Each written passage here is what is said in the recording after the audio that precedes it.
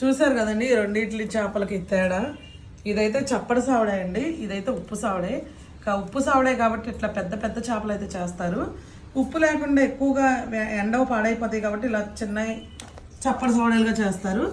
ఎందుకంటే ఇప్పుడు ఈ ఉప్పు సావడానికి ఎంతమంది ఫ్యాన్స్ ఉన్నారో ఈ చప్పడి సావడానికి కూడా అంతే మంది ఫ్యాన్స్ ఉంటారండి. అంటే ఉప్పు తినేవాళ్ళు ఉప్పు తింటారు, చప్పగా తినేవాళ్ళు చప్పగా తింటారు. కానీ రెండు దేని టేస్ట్ దానికే ఉంటాయి. ఇది చాలా బాగుంటుంది చెప్పాలంటే.